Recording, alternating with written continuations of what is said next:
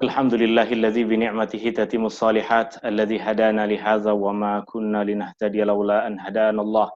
Asyhadu an la ilaha illallah wahdahu la syarika lah wa asyhadu anna Muhammadan abduhu wa rasuluh. Allahumma shalli ala Muhammad wa ala ali Muhammad kama shallaita ala ali Ibrahim innaka Hamidum Majid. Allahumma barik ala Muhammad wa ala ali Muhammad kama barakta ala ali Ibrahim innaka Hamidum Majid. Subhanaka la ilma lana illa ma 'allamtana innaka antal alimul hakim. Allahumma inna nas'aluka ilman nafi'a wa rizqan tayyiba wa 'amalan mutaqabbala. Allahumma iftah 'alaina hikmataka wanshur 'alaina min khazaini rahmatika ya arhamar rahimin. Allahumma la sahla illa ma ja'altahu sahla wa anta taj'alul hazna idza syi'ta sahla. Allahumma aslih umurana, Allahumma yassir umurana. Allahumma zidna uluman tanfa'una. Rabbana atina fid dunya hasanah wa fil akhirati hasanah wa qina adzaban nar. Wa sallallahu ala nabi Muhammadin walhamdulillahi rabbil alamin. Kita masuk dalam juzuk yang kelima dari Al-Qur'an. Dalam juzuk yang kelima ini ada surah An-Nisa. Bahagian pertama dari surah An-Nisa ada pada juzuk yang keempat. Dan bagian akhir dalam surah An-Nisa ada pada juzuk yang keenam. Maka di juzuk yang kelima ini kita berada di pertengahan surah An-Nisa. Perkataan An-Nisa ianya bermaksud kaum perempuan. Kenapa surah ini dinamakan dengan nama surah An-Nisa? Surah ini dinamakan sebagai surah An-Nisa kerana di dalamnya Allah Subhanahu wa taala menyatakan dan menzahirkan kepada kita hak-hak yang berkaitan dengan kaum perempuan. Allah Subhanahu wa taala mewajibkan kepada kita untuk meraihkan, untuk menghormati dan untuk memberikan kesempurnaan hak kepada kaum perempuan. Di mana dulu pada masa sebelum Islam di semua masyarakat dunia mereka tidak memberikan hak kepada kaum perempuan. Maka di dunia ini, undang-undang yang pertama yang memberikan hak ke atas kaum perempuan adalah undang-undang yang diturunkan oleh Allah Subhanahu wa taala di dalam Al-Qur'an, khususnya di dalam surah An-Nisa. Pada masa jahiliyah dahulu, kaum perempuan bukan sahaja tidak mendapatkan hak warisan dari apa yang ditinggalkan oleh kaum lelaki, oleh suaminya, justru kaum perempuan dijadikan sebagai harta yang diwariskan. Apabila seorang lelaki mati, meninggal dunia, maka istri dia atau istri-istri dia yang jumlahnya tak terkira, bahagian dari harta pusaka yang diwariskan kepada anak-anaknya, sama ada untuk diambil oleh anaknya itu ataupun diberikan kepada orang lain. Dan kaum perempuan tidak memiliki hak untuk menyimpan, memegang harta benda. Apa yang menjadi milik mereka adalah milik ahli keluarga mereka. Kaum perempuan tidak boleh memiliki simpanan uang.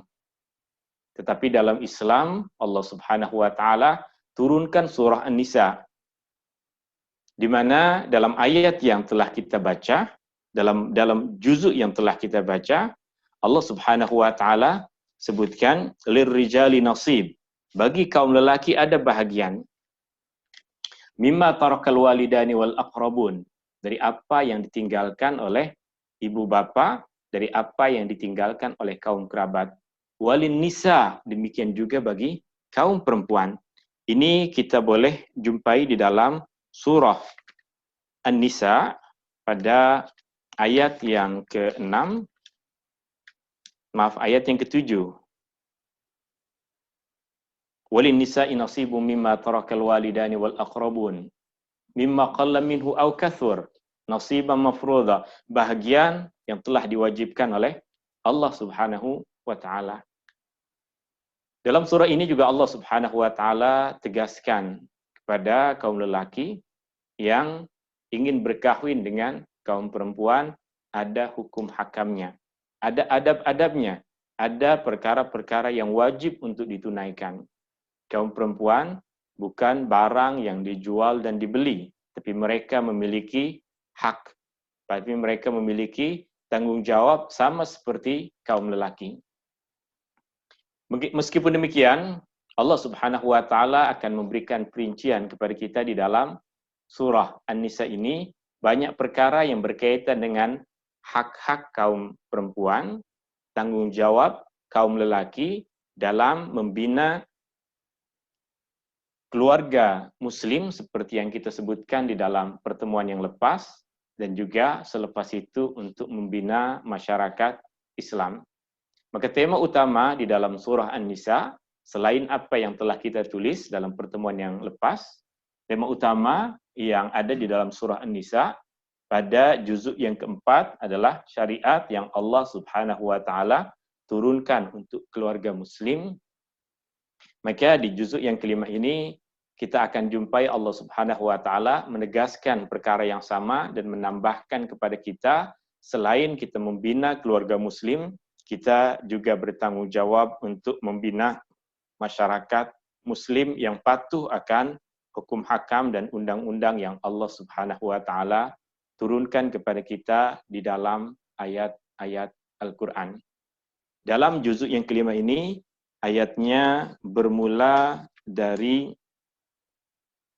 ayat 24 surah An-Nisa sehingga ayat 147, di mana di dalam juzuk yang kelima ini ada 5 pengajaran yang akan kita bahas dengan izin Allah. Maka kita sama-sama mulakan, sama-sama mengucapkan Bismillah, Bismillahirrahmanirrahim. Semoga apa yang kita usahakan ini Allah Subhanahu wa taala mudahkan.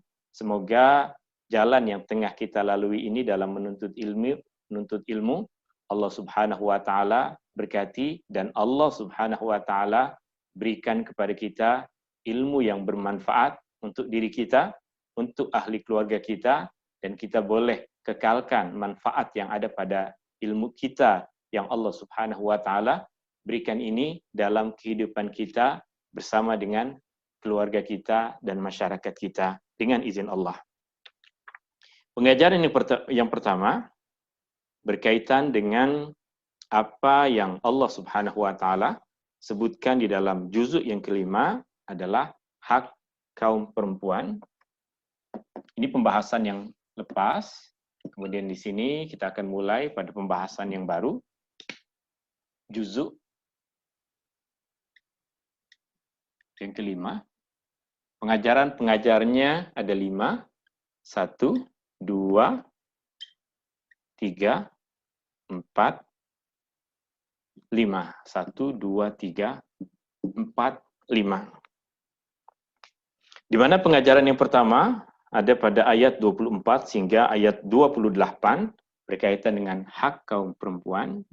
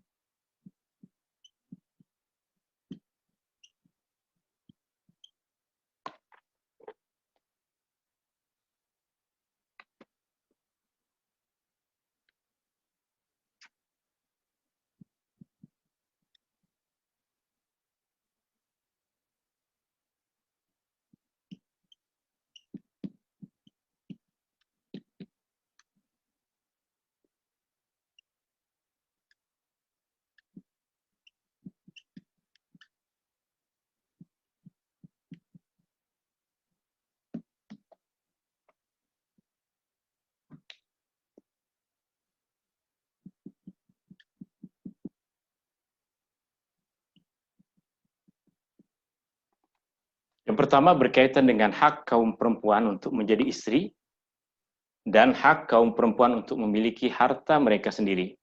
Perkara ini sudah disampaikan oleh Allah Subhanahu wa taala di dalam ayat yang ke-7 dari surah An-Nisa yang baru saja tadi kita baca.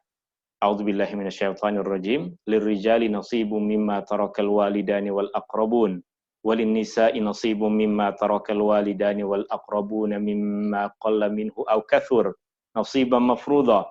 Kaum lelaki ada hak pada harta benda yang mereka dapatkan. Kaum perempuan juga ada hak terhadap harta benda yang mereka dapatkan. Apa yang menjadi milik seorang istri, apa yang menjadi hasil usaha dari seorang istri adalah 100% milik dia. Seorang suami tidak ada hak sedikit pun untuk mengambil apa yang menjadi hak istrinya tersebut, melainkan dengan keridhaan, melainkan dengan izin dari sang istri. Sebab Allah Subhanahu wa taala jamin hak tersebut. Allah Subhanahu wa taala yang memberikan jaminan ke atas hak tersebut. Jika suami mengambil, maka dia dikira sebagai orang yang menceroboh hak milik orang lain. Jika kita tahu perkara ini, berarti ketika berbicara tentang tanggung jawab untuk membayar zakat, maka akan terasing antara tanggung jawab suami untuk membayar zakat dengan tanggung jawab istri untuk membayar zakat harta. Zakat harta berbeza dengan zakat fitrah. Zakat fitrah, suami tanggung semua orang yang berada di bawah tanggungannya. Suami bayarkan, lelaki bayarkan ke atas semua orang-orang yang berada di bawah tanggungannya. Tapi zakat harta, ia adalah tanggung jawab yang wajib ditunaikan oleh masing-masing individu. Suami ada duit, tiba masanya untuk membayar zakat, jumlah duit yang dia miliki, yang dia simpan, telah mencapai nisab, maka suami wajib menunaikan zakat ke atas dirinya. Istri pula ada simpanan, sudah mencapai nisab, dan sudah sempurna dia miliki dalam tempoh masa 1 tahun, maka sang istri pula wajib menunaikan zakat harta ke atas harta yang dia miliki.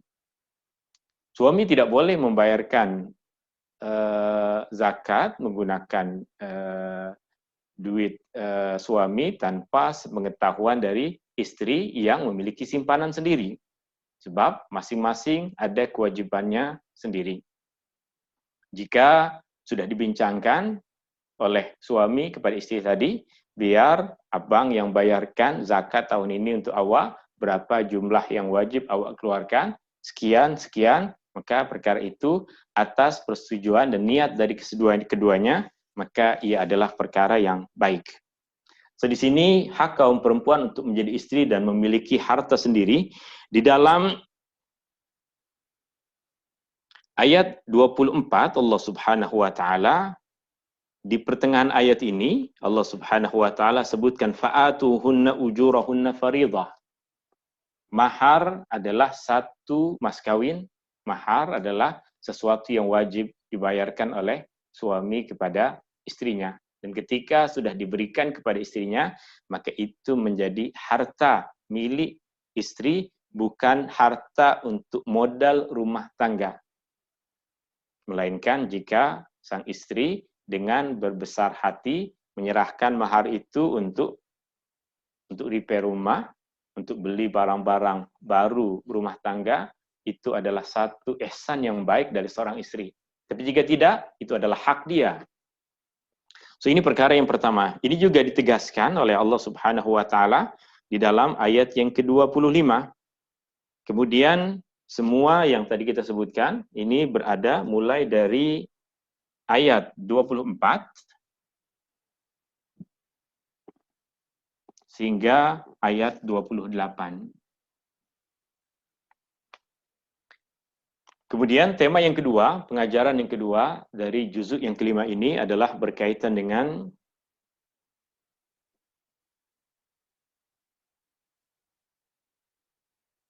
Islam menghormati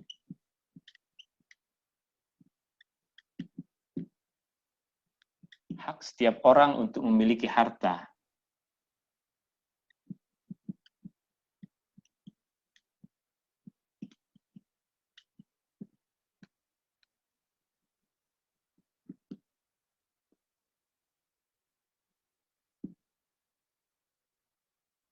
Ini mulai dari ayat 29 sehingga ayat 33.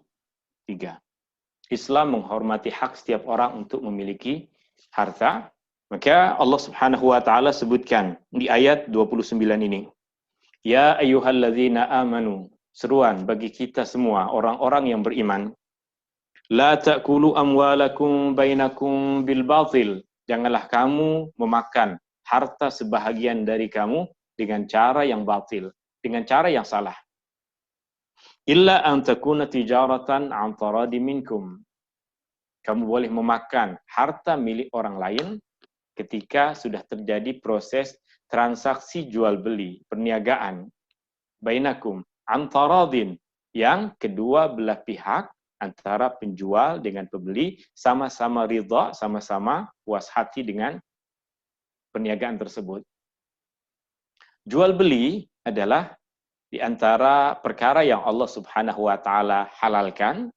Di dalam surah Al-Baqarah ketika Allah Subhanahu wa taala mengharamkan riba, Allah Subhanahu wa taala sebutkan wa ahallallahu al-bai'a wa harrama riba. Allah halalkan jual beli dan Allah haramkan riba. Meskipun seseorang dengan kepandaiannya melalui jual beli dia mendapatkan keuntungan sama seperti yang didapatkan oleh seseorang melalui riba. Meskipun keuntungannya sama, tetapi Allah nyatakan wa ahallallahu al-bai'a wa harrama riba. Allah halalkan jual beli dan Allah haramkan riba. Maka Islam menghormati hak setiap orang untuk memiliki harta dan berniaga, berjual beli adalah salah satu jalan yang paling utama untuk kita memanfaatkan, mengambil manfaat dari harta yang dimiliki oleh orang lain. Orang ada tanah, kita ada duit, maka kita tak boleh ceroboh tanah milik orang. Mesti kita beli dengan antaradi minkum, sama-sama ridha. Dia pun ingin menjualnya dan saya pun ingin membelinya dengan harga yang disepakati. Sama ada tunai ataupun saya bayar sedikit demi sedikit dengan kesepakatan yang telah disepakati antara kedua belah pihak. At-taradi, saling ridha, saling puas hati dalam suka sama suka dalam perniagaan adalah salah satu syarat sah dalam jual beli. Ada banyak syarat sah dalam jual beli. Syarat yang pertama adalah ada penjual, ada pembeli. Syarat yang kedua adalah barang yang diperniagakan adalah barang yang diperkenankan dalam agama. Tidak menjual barang yang diharamkan, tidak menjual makanan yang haram. Kemudian yang ketiga, antara penjual dan pembeli sama-sama ridha. Yang ketiga, disepakati berapa harga, berapa jumlah yang dijual, berapa harga yang mesti dibayarkan. Dan juga yang terakhir adalah tidak ada penipuan di dalamnya. Tidak ada yang ditipu, tidak ada yang merasa dirugikan di sebalik akad yang telah mereka sepakati itu. Setiap orang memiliki hak untuk memiliki harta dan benda, maka Allah Subhanahu wa taala sebutkan dalam ayat yang tadi kita baca, illa an wala la ta'kulu amwalakum bainakum bil batil illa an takuna tijaratan an taradin minkum, melainkan jual beli yang saling diridhai antara sesamanya. Ini pengajaran yang kedua dari juzuk yang kelima. Pengajaran yang ketiga, ini pengajaran yang sangat penting. Allah Subhanahu wa taala sebutkan yang ketiga ini, kaum lelaki. Allah lantik untuk menjadi pemimpin dalam rumah tangga.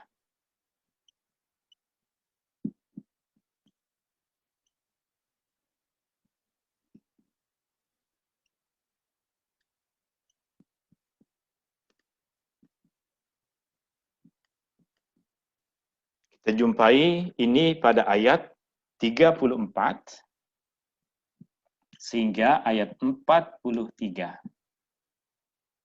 Dan ayat 34 ini, firman Allah Subhanahu wa taala, "Ar-rijalu qawwamuna 'alan nisa." Kaum lelaki Allah Subhanahu wa taala lantik jadikan sebagai pemimpin ke atas kaum perempuan. Ayat yang dalam masyarakat banyak disilap tafsirkan, yang mereka dengan ayat ini menganggap kaum lelaki memiliki kuasa untuk membuat keputusan apa saja yang berkaitan dengan rumah tangga. Kaum perempuan hanya perlu dengar dan taat ke atas apa yang disampaikan oleh suami. Sehingga disebarkan di dalam masyarakat kita satu ungkapan, seorang anak wajib taat kepada mak bapaknya, kemudian istri wajib taat kepada suami. Apabila seorang perempuan belum berkahwin, maka dia taat kepada emak bapa. Selepas perempuan berkahwin, maka dia taat, berpindah ketaatan dia kepada suami. Kita diajarkan perkara ini yang di dalam pengajaran ini banyak kebenaran, tetapi kesilapan kita dalam mentafsirkan, mengamalkan nasihat ini menyebabkan banyak kezaliman dilakukan oleh kaum lelaki terhadap kaum perempuan. Jika kita membuka ayat-ayat Al-Quran, kita akan jumpai banyak ayat Al-Quran yang Allah Subhanahu wa taala perintahkan kita untuk berbuat baik, berbakti kepada ibu bapa. Akan banyak. Tetapi kita tidak akan jumpai ayat yang kaum perempuan diperintahkan secara langsung untuk taat kepada suami. Tapi yang Allah Subhanahu wa taala sebutkan di sini adalah perintah kepada suami untuk menjadi pemimpin. Perintah kepada suami untuk menjadi pemimpin. Saya ingin perincikan perkara ini dengan lebih dalam lagi. Sekali lagi, Allah Subhanahu wa taala perintahkan seperti yang kita tulis di sini, Allah lantik kaum lelaki untuk menjadi pemimpin di dalam rumah tangga. Yang tentunya tugas seorang pemimpin adalah memelihara keutuhan satu community yang dia pimpin. Ini tugas yang paling utama. Jika pemimpin itu adalah pemimpin untuk sebuah kerajaan, untuk sebuah negara, maka tugas utama dia adalah menjaga kesatuan di dalamnya. Itu tugas yang paling utama. Maka tugas yang paling utama dari seorang suami, ketika Allah lantik dia sebagai seorang pemimpin, adalah menjaga kesatuan di dalam rumah tangga itu. Bukan untuk menunjukkan kekuatan yang ada pada diri dia, tapi dia dilantik oleh Allah Subhanahu wa taala untuk menjaga keluarga itu agar tidak hancur, agar tidak rusak. Kemudian yang kedua, seorang pemimpin memiliki tanggung jawab kepada orang-orang yang berada di bawah kepemimpinannya. Yang Rasulullah SAW sebutkan, kullukum ra'in, setiap kalian adalah bagaikan penggembala, seorang pemimpin. Wa kullukum mas'ulun an ra'iyatihi, dan nanti di akhirat akan dimintai pertanggungjawaban ke atas orang-orang yang berada di bawah kepemimpinannya. Maka suami akan ditanya di akhirat nanti tentang tanggung jawab dia, adakah dia tunaikan ataupun tidak. Apa tanggung jawab dia? Ini yang Allah Subhanahu wa taala perincikan di dalam ayat-ayat yang Allah Subhanahu wa taala sebutkan di sini. Yang pertama adalah untuk memberikan nafkah. Tanggung jawab selain untuk menjaga qawwamuna, untuk menegakkan rumah tangga. Allah sebutkan ar-rijalu qawwamuna, rijal pemimpin, memang terjemahkan sebagai pemimpin, tapi maksud pemimpin di situ adalah yang menegakkan, menjaga keutuhan rumah tangga. Bukan marah sedikit talak cerai, marah sedikit talak cerai. Bukan itu dalam ayat ini. Tapi menjaga keutuhan rumah tangga. Qawwam berasal dari perkataan qiyam yang bermaksud tegak. Qawwam sentiasa menegakkan. Tanggung jawab yang kedua dalam ayat ini, wa bima anfaqu min amwalihim. Nafkah yang mereka wajib tunaikan dari harta benda yang mereka miliki. Saya boleh katakan mencari nafkah ke atas suami tidak wajib. Suami tidak wajib mencari nafkah jika suami memang dah banyak duit untuk memberi nafkah. Tapi jika tiada, barulah datang kewajiban untuk mencari nafkah. Mencari nafkah tak wajib. Jika siapa di antara kita terlahir dalam keadaan simpanan duit di bank dia dah penuh, dah kaya raya, memang tak ada kewajiban untuk mencari nafkah. Mencari nafkah ini bagi kita. Kita orang macam kita yang lahir tak ada simpanan apapun, kita kena bekerja untuk mendapatkan duit untuk mensara istri, keluarga, mak, bapa dan lain sebagainya. Kita yang wajib mencari nafkah. Wa bima anfaqu min amwalihim. Kemudian pada ayat yang ke-36, pada ayat yang ke-36 Allah Subhanahu wa taala sebutkan di antara tanggung jawabnya adalah dalam ibadah. Wa'budullaha wa la tusyriku bihi syai'a. Beribadalah kepada Allah dan jangan menyekutukan Allah dengan sesuatu apapun. Ini bagian dari tanggung jawab. Ayat-ayatnya tengah berbicara tentang ar-rijalu qawwamuna. Jangan putuskan ayatnya, baca terus. Orang yang membaca ayat ini saja tadi, ar-rijalu qawwamuna, lelaki pemimpin bagi kaum perempuan, itulah yang banyak buat perangai. Itulah yang merasa dia ada kuasa di rumah dan dia rasa Allah berikan kuasa itu kepada dia. Dia buat perangai yang macam-macam. Tapi jika dia baca terus ayatnya, Allah perintahkan untuk mencari nafkah. Allah perintahkan untuk menciptakan kedamaian di dalam rumah tangga dalam ayat yang ke-35.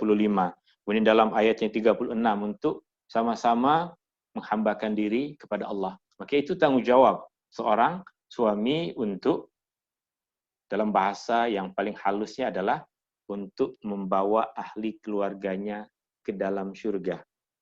Tanggung jawab seorang suami untuk membawa ahli keluarganya masuk ke dalam syurga.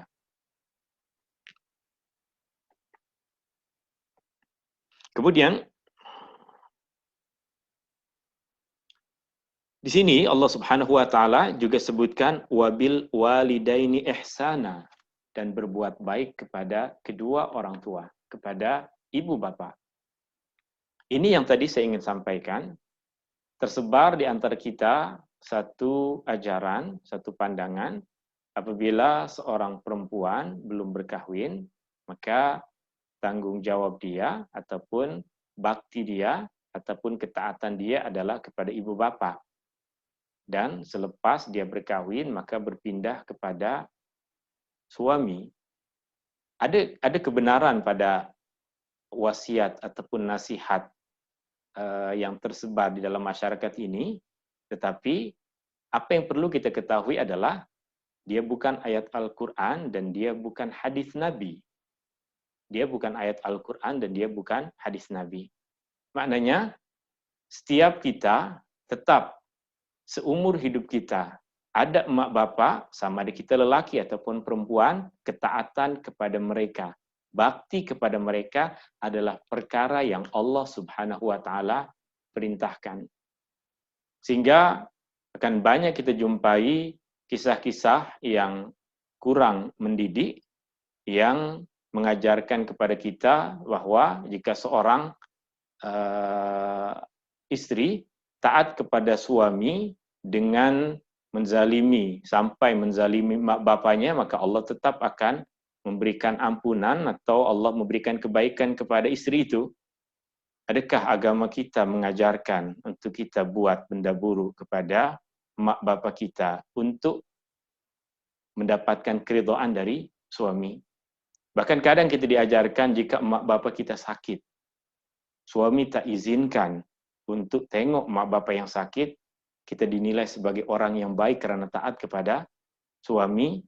Padahal dalam agama, perkara yang wajib kita ketahui dan mesti kita pahami semua adalah siapa saja manusia yang menyuruh kita untuk melakukan kederhakaan kepada Allah, maka kita haram untuk mengikuti apa yang dia suruh. Jika perkara yang disuruh adalah baik, maka kita mesti ikuti kebaikan itu. Tapi jika yang disuruh adalah benda yang buruk, maka di situ Rasulullah SAW tegaskan, la ta'ata li makhluqin fi maksiatil khaliq. Tiada ketaatan yang wajib kita tunaikan bagi apa-apa makhluk, bagi sesiapa manusia pada perkara yang melanggar ketaatan kepada Allah Subhanahu wa taala. Dalam contoh yang tadi kita sebutkan misalnya, ibu, bapa berada dalam keadaan sakit. Dan kita sebagai seorang anak ada kewajiban seumur hidup kita kepada emak bapa untuk memberikan kebaikan berasaskan kepada ayat yang baru saja kita baca, wabil walidaini ihsana. Padahal ayat ini turun berkaitan dengan tanggung jawab suami, tanggung jawab istri, tetap Allah Subhanahu wa taala sebutkan wabil walidaini ihsanan. Maka jika suami melarang kita untuk membantu ibu yang tengah sakit, adakah larangan suami itu ikut perintah Allah atau bercanggah dengan perintah Allah? Jika larangan suami itu ikut perintah Allah, maka kita mesti taat. Tapi jika tidak ikut, tidak sesuai dengan perintah Allah, maka tiada ketaatan pada sesiapapun manusia jika melanggar perintah Allah. Lain halnya jika keadaannya seperti ini. Suami suruh untuk buat benda baik. Suami suruh untuk buat benda baik. Mak bapak pula suruh untuk buat benda yang buruk. Suami suruh mengaji. Mak bapak kata jangan mengaji. Jangan baca Quran. Apa benda itu? Artinya, suami suruh benda baik dan mak bapak justru menyuruh untuk melakukan perkara yang tidak sesuai dengan syariat. Melanggar perintah agama. Maka siapa yang wajib ditaati? Mana di antara keduanya yang mengajarkan, menyuruh untuk taat kepada Allah. Itu yang wajib kita taati. Dan siapa yang menyuruh untuk melanggar perintah Allah, maka fala ta'ata li makhluqin fi maksiatil khaliq.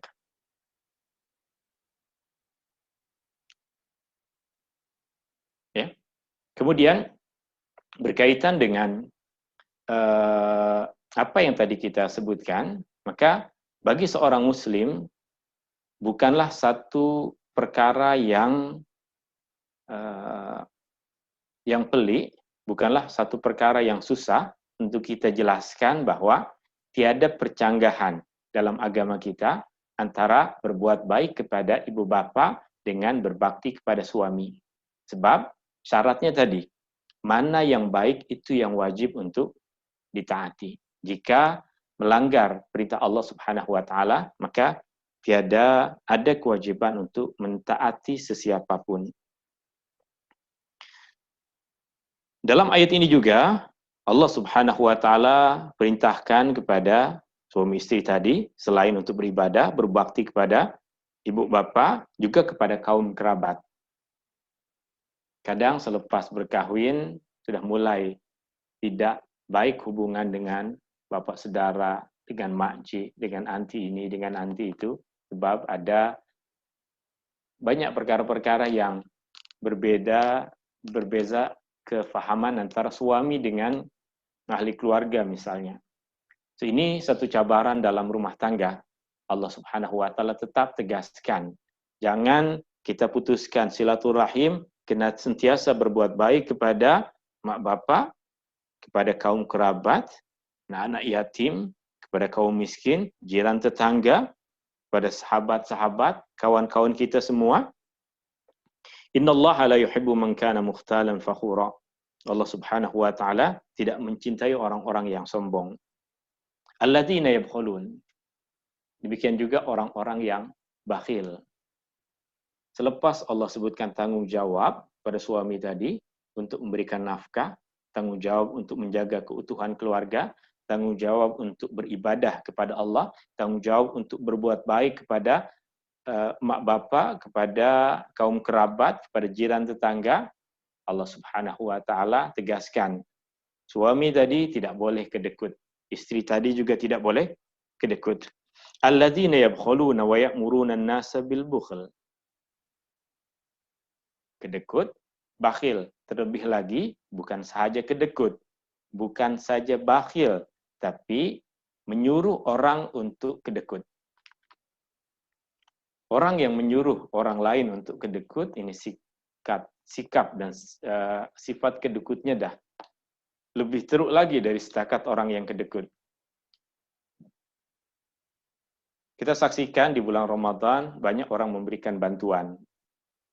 Jika kita tidak memberikan bantuan, maka sudah diam, senyap. Jangan menghina, memaki orang-orang yang memberikan bantuan. Kadang kita tak berikan bantuan dan terus kita komen. Ini menyebarkan kemalasan. Orang jadi malas bekerja kalau terus dapat bantuan. Orang-orang miskin itu jadi tidak suka bekerja jika kita terus bantu. Ajarlah mereka untuk bekerja, buat ini, buat itu.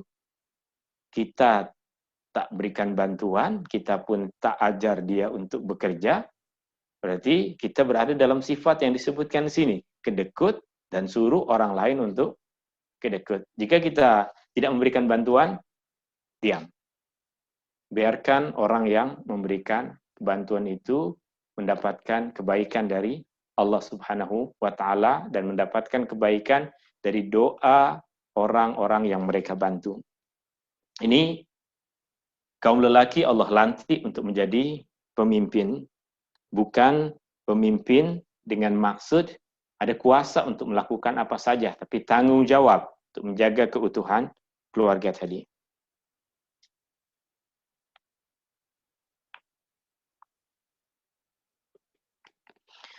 Dibuka surat selanjutnya, ketika masih berbicara tentang tanggung jawab suami, Allah Subhanahu wa Ta'ala sebutkan perkara yang berkaitan dengan solat di ayat 43. Ayat terakhir dari tanggung jawab lelaki yang dilantik oleh Allah Subhanahu wa Ta'ala sebagai pemimpin.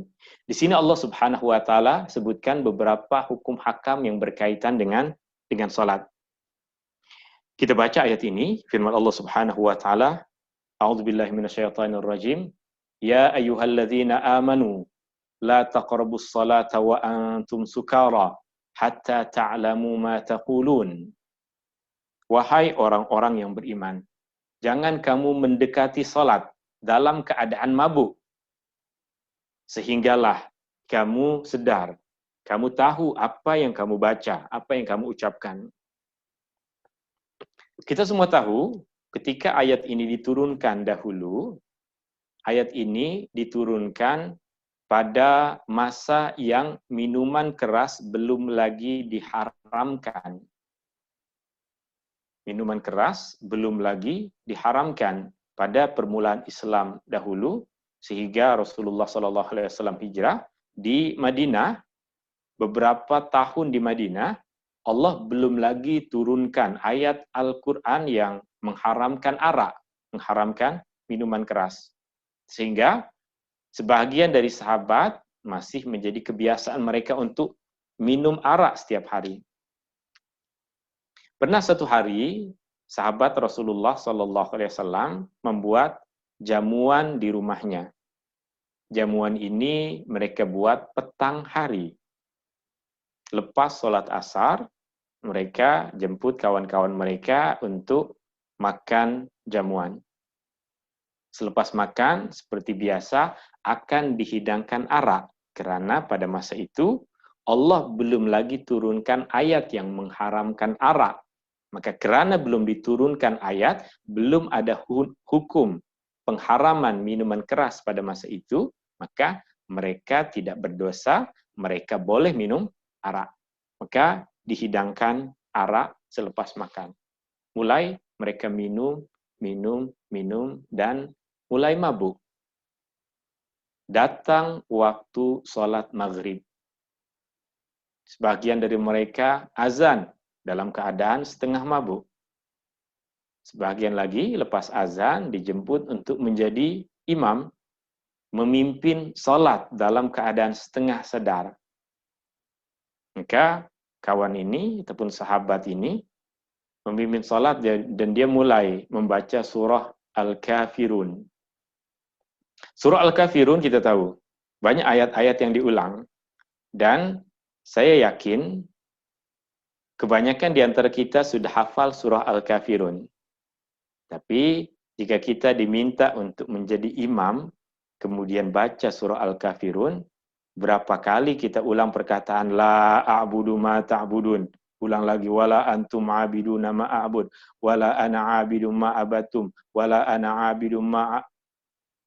Kita yang tak mabuk saja baca surah Al-Kafirun sudah berapa kali, putus-putus berapa kali, ulang-ulang.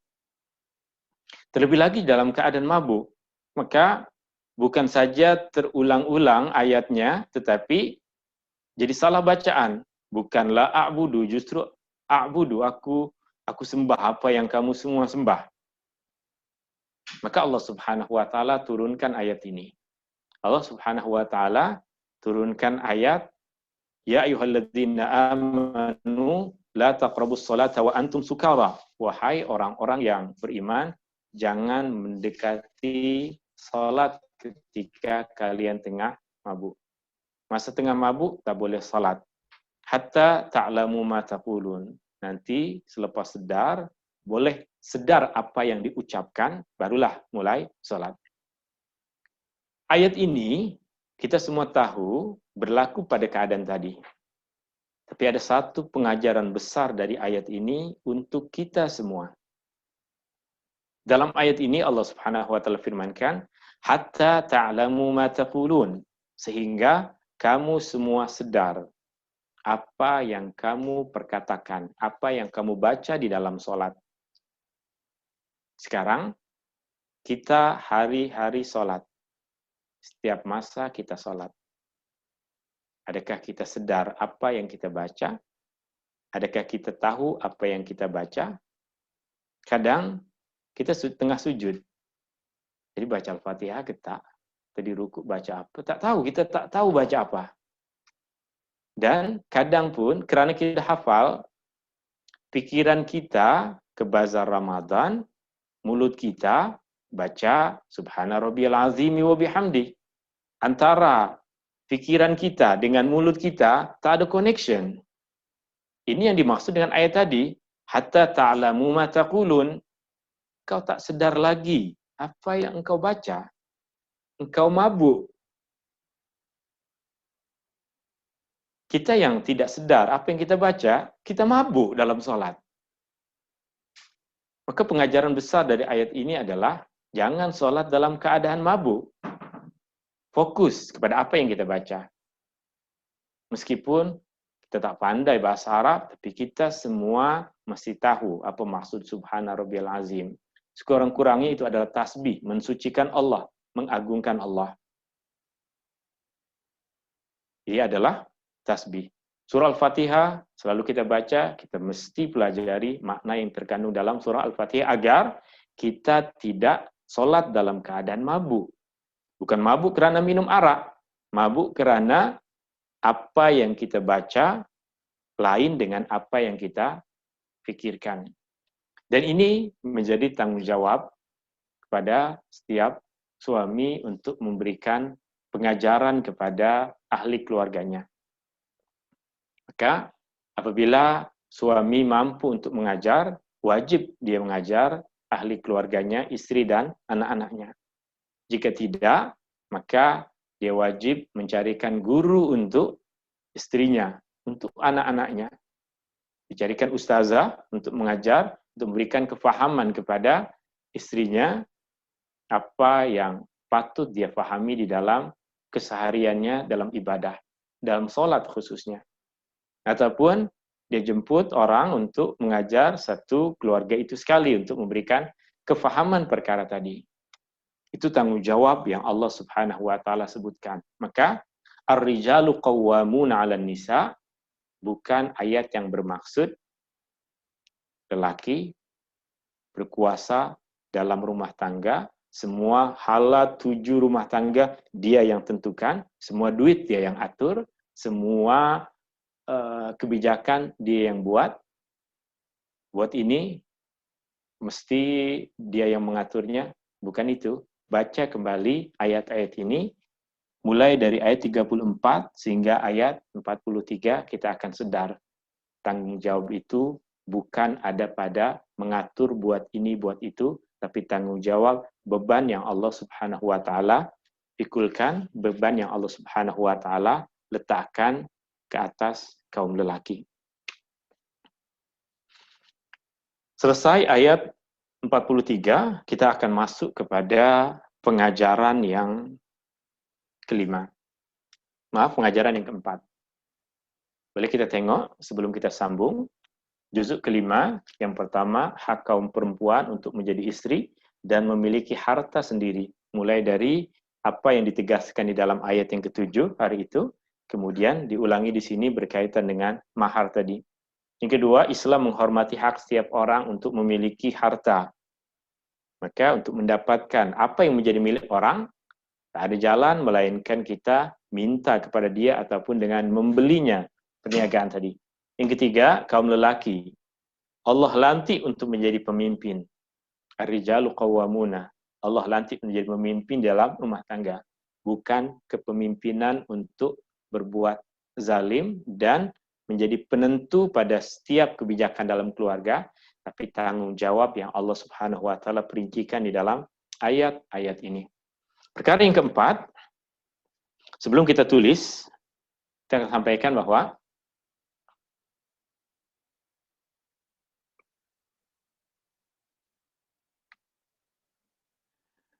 dalam Al-Quran, Allah Subhanahu wa Ta'ala banyak memberikan pengajaran kepada kita melalui kisah, khususnya kisah-kisah umat terdahulu. Dan kisah yang paling banyak disebutkan di dalam Al-Quran, diceritakan di dalam Al-Quran kepada kita adalah kisah Bani Israel. Kisah Bani Israel. Ini kerana pada umat ini, umat Bani Israel, Allah Subhanahu wa Ta'ala telah utuskan kepada mereka banyak rasul. Allah telah utuskan kepada mereka banyak pemberi peringatan. Maka sepatutnya mereka hidup dalam keadaan terbawa ke arah yang diajarkan oleh para nabi dan rasul. Tetapi keadaan realiti mereka tidak seperti itu. Maka Allah Subhanahu wa Ta'ala perintahkan kepada kita untuk sentiasa mengambil pengajaran dari mereka. Sama ada keadaan mereka dahulu ataupun orang yang membuat kajian tentang kehidupan Bani Israel sekarang pun akan banyak mendapatkan pengajaran. Maka mulai dari ayat 44 sehingga ayat 57, Allah Subhanahu wa Ta'ala ajarkan dan ingatkan kembali kita di sini untuk menjauhi perangai dan sifat-sifat Bani Israel, menjauhi sifat-sifat orang-orang Yahudi. Tentunya sifat-sifat yang buruk yang ada pada mereka. Sebab di antara orang-orang Yahudi, dulu pada zaman Nabi Musa akan kita jumpai banyak orang-orang yang taat. Pada zaman Nabi Daud akan kita jumpai banyak orang-orang yang taat. Pada zaman Nabi Sulaiman akan kita jumpai banyak orang-orang yang taat kepada Allah. Tapi pengajaran Allah Subhanahu wa Ta'ala berikan kepada kita dari dua golongan ini. Ada yang baik, nanti kita pun akan jumpai di dalam Al-Quran sifat-sifat yang baik dari Bani Israel, dari umat Nabi Musa. Tapi sekarang Allah Subhanahu wa Ta'ala tengah memberikan contoh yang buruk agar kita menjauhi perkara itu, jauhi sifat-sifat Yahudi.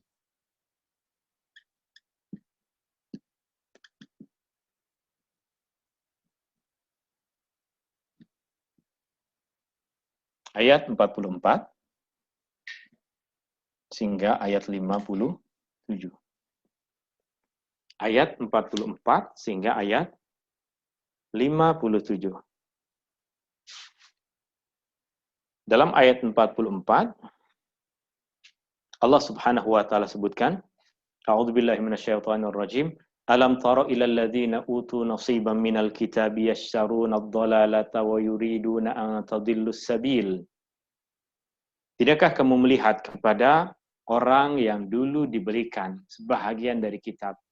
Mereka ada ilmu dari wahyu yang Allah turunkan kepada nabi-nabi terdahulu. Yashtaruna dhalalah, tapi mereka memilih untuk sesat. Petunjuk ada dengan mereka dahulu, tapi mereka memilih untuk sesat. Sifat-sifat tentang Muhammad SAW ada dalam kitab-kitab mereka dulu, tapi mereka memilih untuk sesat. Petunjuk yang ada dalam Al-Quran, Allah telah turunkan kepada mereka dahulu, tapi mereka memilih untuk sesat. Di dalam ayat yang ke-46, Allah sifatkan mereka minalladzina hadu, di antara orang-orang Yahudi. Yuharrifunal kalima amma wadhi'ihi.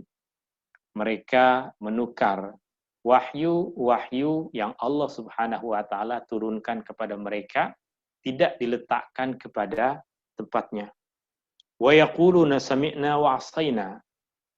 Mereka, apa yang mereka ucapkan, apa yang mereka lakukan adalah sami'na wa 'asaina, kami dengar dan kami tidak buat.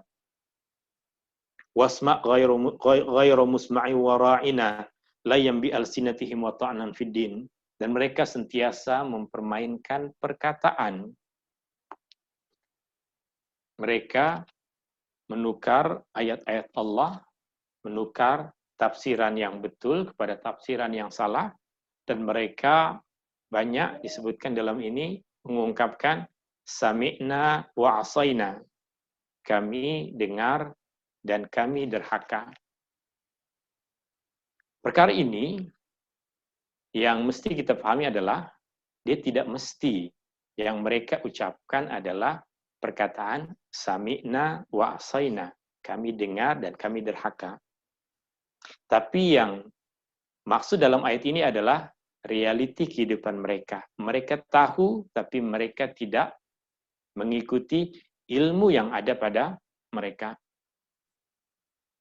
Dalam surah Al-Fatihah, Allah Subhanahu wa taala sebutkan dua golongan yang kita mesti jauhi.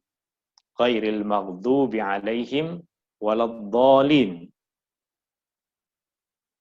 Ghairil maghdubi alaihim, bukan jalan orang-orang yang dimurkai, waladdallin, dan bukan jalan orang-orang yang sesat. Ada dua golongan. Golongan yang dimurkai dan golongan yang sesat. Disepakati oleh para ulama, contoh dari golongan yang dimurkai oleh Allah adalah orang-orang Yahudi. Kenapa mereka dimurkai oleh Allah Subhanahu wa taala? Artinya Allah Subhanahu wa taala sebutkan dalam Al-Qur'an, lu'inal ladzina kafaru min bani Israil ala lisani Dawud wa Isa bin Maryam.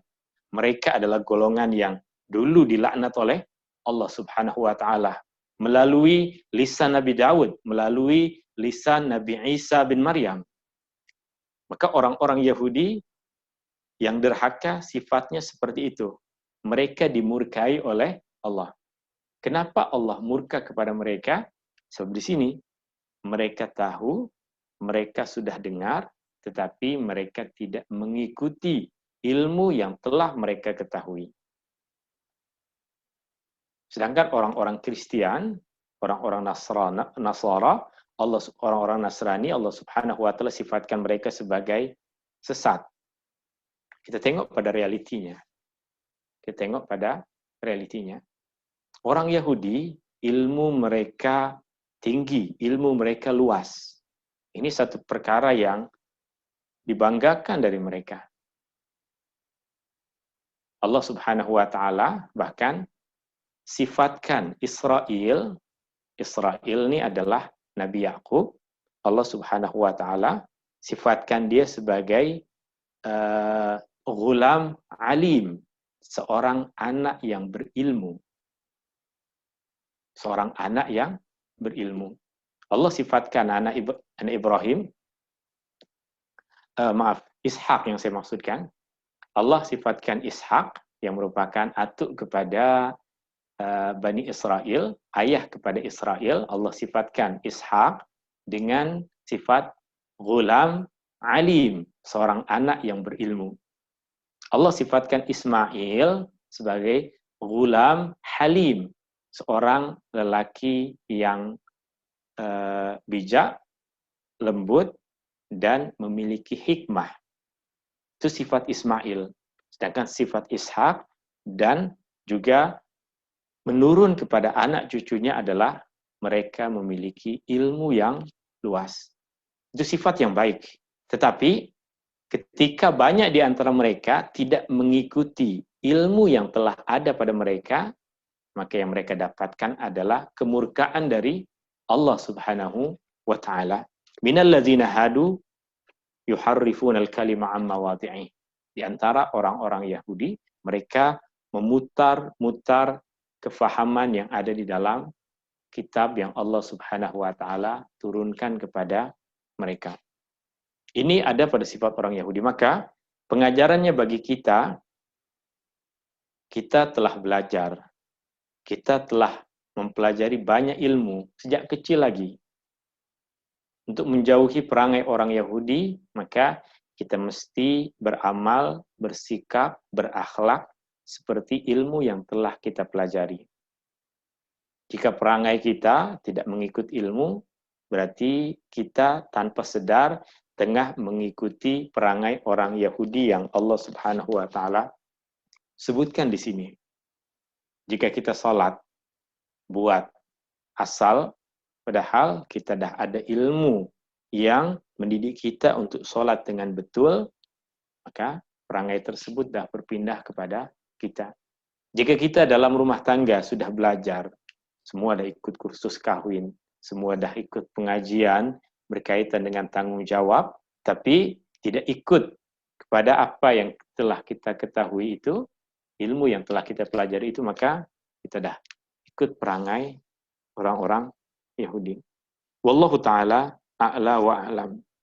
Maka ini ada pada ayat 44 sehingga ayat 57. Di antara satu perkara lagi yang ingin saya kongsikan berkaitan dengan perangai orang Yahudi di sini adalah ada pada ayat 49. Alam tara ilal ladzina yuzakkuna anfusahum balillahu yuzakki man yasha wa la yuzlamuna fatila. Tidakkah engkau melihat kepada orang-orang yang menganggap diri mereka suci, bersih, tak ada dosa. Menganggap diri mereka sendiri suci, bersih, tiada dosa. Wallahu yuzakki man yasha. Padahal yang patut menganggap seseorang bersih dari dosa hanya Allah. Perangai orang Yahudi ya yang Allah inginkan kita untuk menjauhinya adalah seperti ini.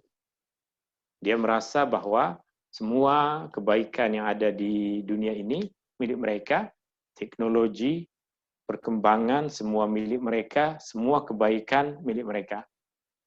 Padahal kita semua tahu yang menyebarkan riba di dunia ini adalah orang Yahudi.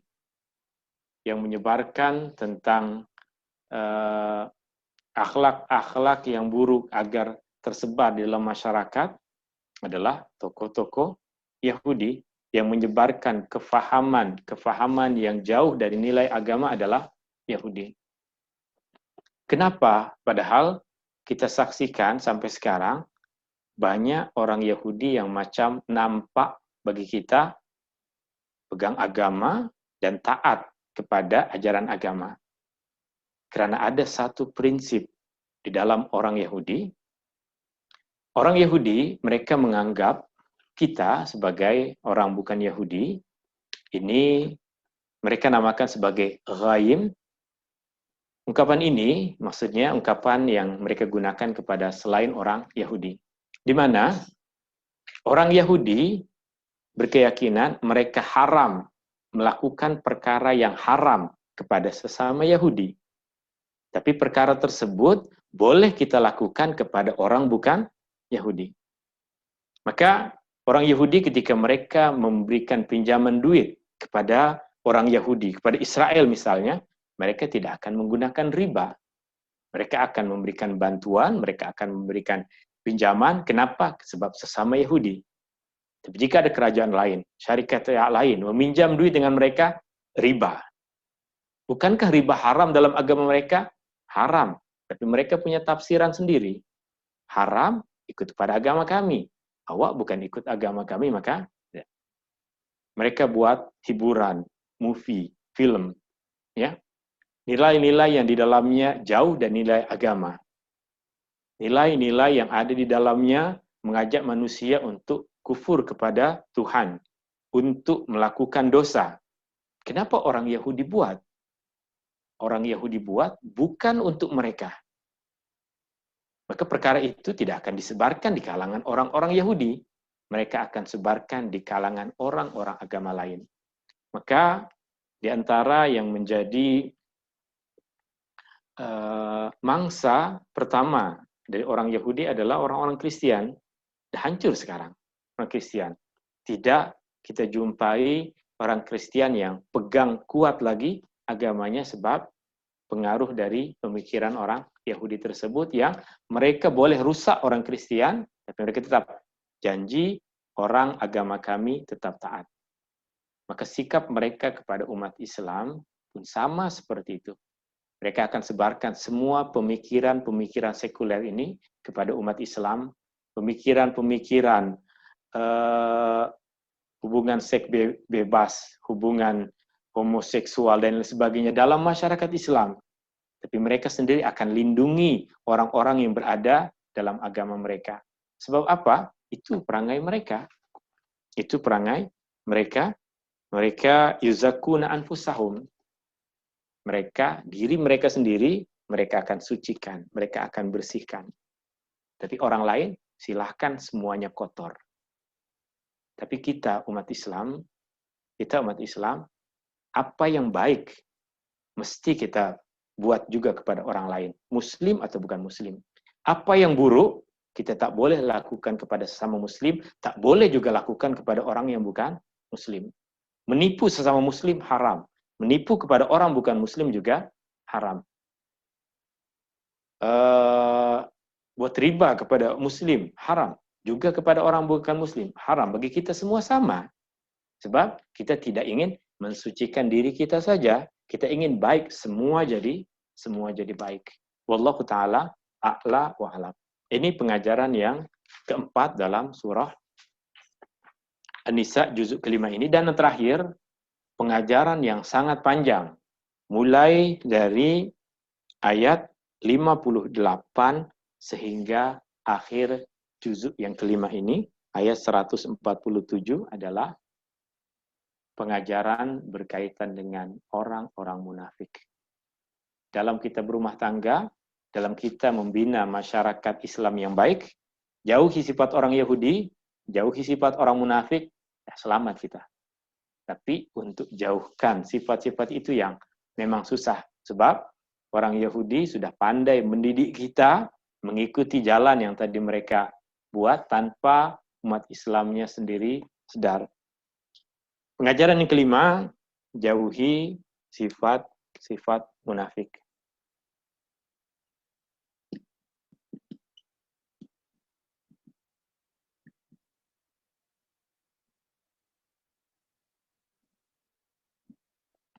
Ayat 58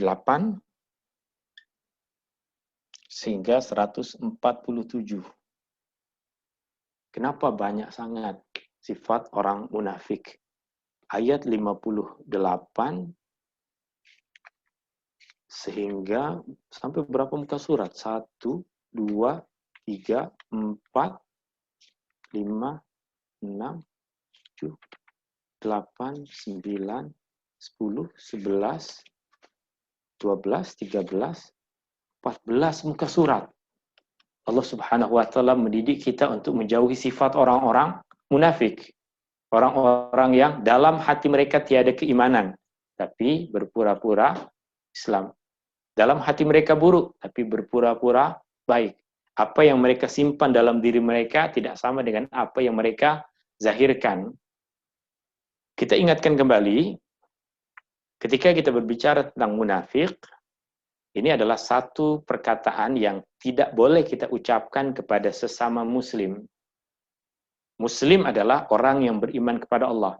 Hati beriman kepada Allah, mulut ucap beriman kepada Allah, dan perangai pun menunjukkan dia beriman kepada Allah. Itu mukmin. Sedangkan munafik, perangai macam orang yang beriman, tapi dalam hati tiada keimanan. Maka siapa yang tahu apa yang ada dalam hati? Allah saja yang tahu.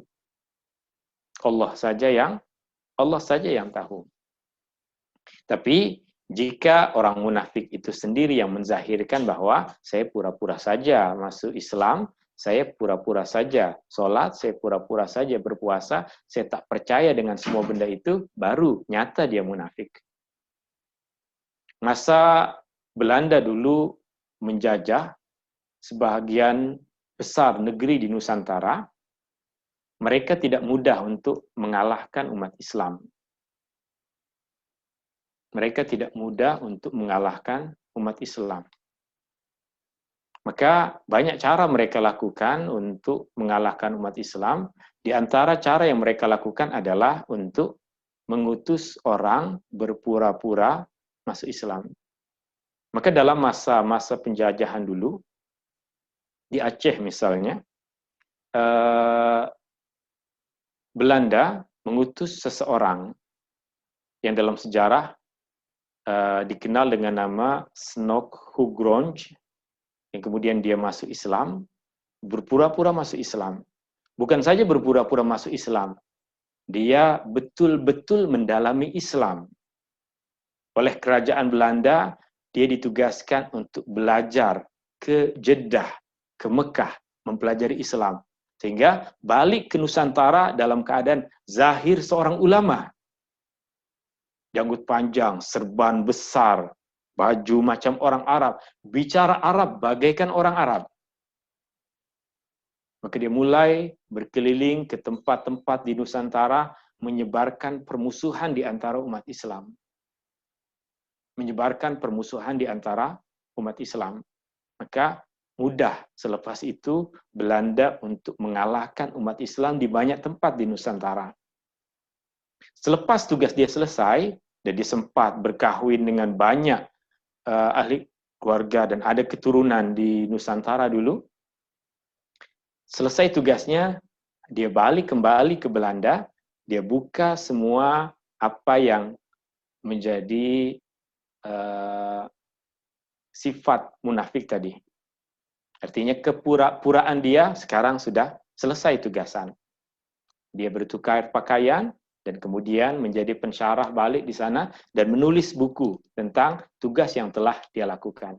Maka nyata dari peristiwa itu ada dalam sejarah orang munafik berpura-pura masuk Islam untuk menghancurkan Islam. Tapi kita dalam keadaan sekarang, jika dia tidak cerita pada kita, memang kita tak tahu apa yang ada dalam hati, maka jika ada kawan kita berdusta, jangan katakan dia munafik. Berarti kita menuduh, awak pura-pura masuk Islam, dalam hati tak ada keimanan, tapi nampak saja macam orang Islam. Salah, itu adalah perkara yang sangat berat dalam agama, menuduh seorang Muslim sebagai seorang munafik. Tapi perkataan yang boleh adalah, pada diri awak ada satu sifat munafik. Orang munafik suka berdusta. Mengatakan terus dia munafik, tak boleh. Tapi mengatakan, pada dirimu ada satu sifat munafik. Sebab sifat munafik boleh ada pada banyak umat Islam, meskipun dia tidak tergolong sebagai orang munafik. Banyak sifat-sifat munafik yang disebutkan di dalam ayat-ayat ini. Jauh sifat munafik dari ayat 58 sehingga ayat 147. Saya berikan contoh, beberapa contoh sifat orang-orang munafik yang ada di dalam ayat ini. Boleh kita tengok ayat 61. Wa idza qila lahum ta'alu ila ma anzalallahu wa ila ar-rasul ra'aital munafiqina yasudduna 'anka sududa. Apabila dikatakan kepada orang ramai, mari kita kembali kepada Al-Quran, apa yang Allah turunkan, kita belajar kembali Al-Quran, kita belajar kembali sunnah Rasul, kita dekatkan diri kepada agama, maka akan kita dengar suara-suara yang menghalang kita dari perkara itu. apalah buat benda itu, benda ini, benda itu sifat orang munafik yang disebutkan di dalam ayat 61. Satu lagi, sifat orang munafik yang Allah Subhanahu wa Ta'ala sebutkan di antara ayat-ayat yang tengah kita sebutkan ini adalah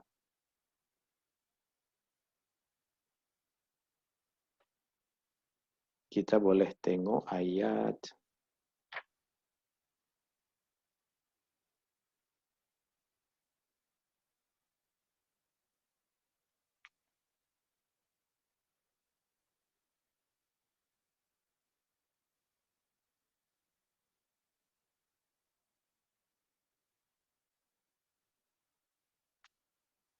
Oke, kita tengok 141, ayat 141. Kalau kita nak baca semua, berapa muka surat tadi sifat perangai orang munafik, Allah Subhanahu wa Ta'ala sebutkan.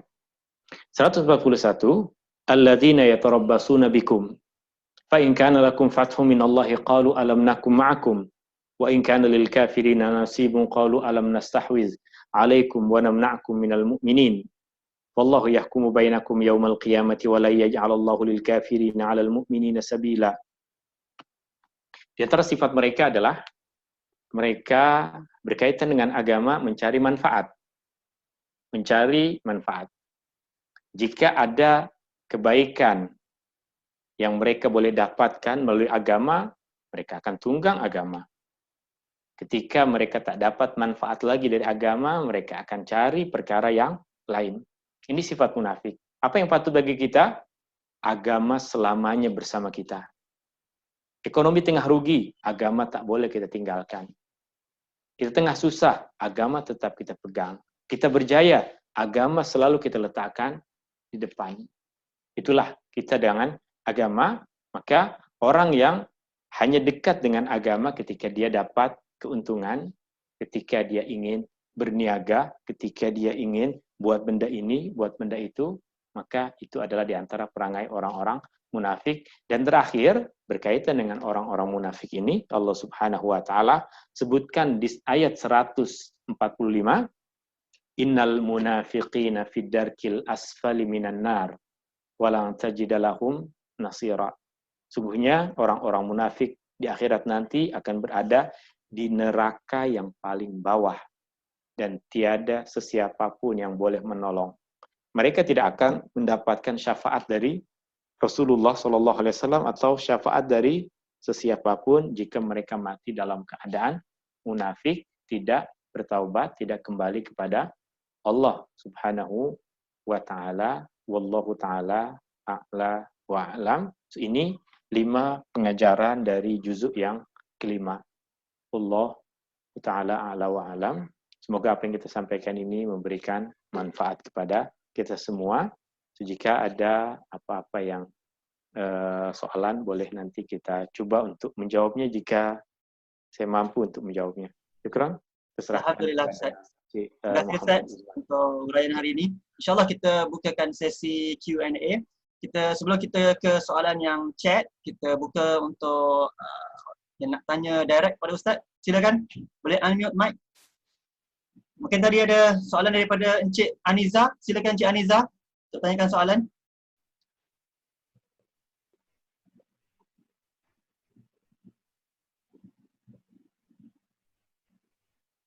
Okey. Ada? Okay, tadi kita pergi ke chat lebih dahulu. Ustaz, bagaimana selepas dipukul isteri masih jahil untuk mendengar nasihat suami? Bagaimana suami nak menasihatinya? Kenapa terus langsung kepada pukul ini yang jadi soalannya? Kenapa tiba-tiba kena pukul? Ya, meskipun Rasulullah SAW dia katakan kepada kita, kita tak perlu ikut campur urusan rumah tangga jika ada seorang suami pukul istri dia, sebab itu rumah tangga orang. Ya, tetapi kalau dalam Islam memukul bukanlah satu perkara yang pertama mesti dilakukan. Ya. Artinya, di dalam agama ada langkah-langkah yang disebutkan di dalam Al-Quran. Yang pertama adalah fa'izuhunna. Allah Subhanahu wa Ta'ala sebutkan, fa'izuhunna, berikanlah mereka nasihat dengan mulut. nasihat dengan contoh, nasihat dengan perbuatan. Ini yang pertama. Lakukanlah terus. Wahjuruhunna fil madhaji'. Dan jika itu tidak memberikan kesan, maka sudah tidak duduk satu kaki lagi. Sudah menjauh, sudah jauhkan. Jika sudah tidak dapat lagi hubungan rumah tangga tersebut disatukan, maka pilihan mereka silahkan. Tapi jika ingin terus, maka Allah Subhanahu wa Ta'ala katakan, wadribuhun, baru selepas itu boleh memukulnya. Yang semua ulama ketika membahas ayat ini menyebutkan dharba ghairi mubarrih, pukulan yang tidak memberikan kesan. Jika pukulan tersebut ada kesannya, mulai dari Ramadan sampai Raya masih ada warna biru tuh, itu bukan pukulan yang disebutkan di dalam Al-Quran. Pukulan yang dalam Al-Quran, dharb ghairi mubarrih, pukulan yang tidak memberikan kesan. Maknanya, esok harinya pun orang nampak pada diri dia tak ada satupun kesan pukulan. Artinya lebih kepada perlakuan yang dilakukan oleh suami untuk mendidik, bukan emosi, bukan marah. Ya, wallahu taala a'la wa a'lam. Baik, Ustaz. Soalan kedua, Ustaz.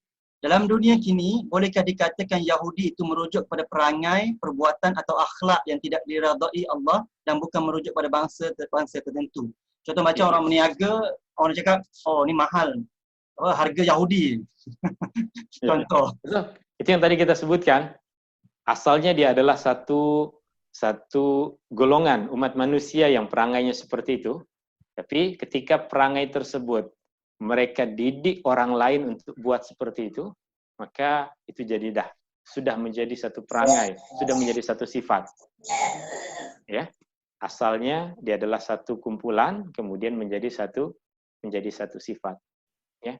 Dan Yahudi, sekali lagi, Yahudi tidak semua memiliki sifat seperti itu, tapi yang tadi kita sebutkan banyak perangai-perangai buruk yang Allah Subhanahu wa Ta'ala nasihati kita untuk menjauhinya. Wallahu ta'ala a'la wa a'lam. Seterusnya, panjang soalan ini, Ustaz. Mutakhir ini terlalu banyak kes kecurangan antara suami maupun isteri, terutama bagi mereka yang berkerjaya. Kadang-kadang kecurangan seorang suami mencetuskan kekecewaan pada isteri sehingga mendorong mereka untuk turut curang dan sebaliknya. Kalau tidak dijaga ikhtilat, hari-hari manusia itu jatuh cinta pada orang yang berbeza. Kalau suami mengorat seorang perempuan atas sebab lesen untuk poligami, mereka tidak merasakan mereka derhaka.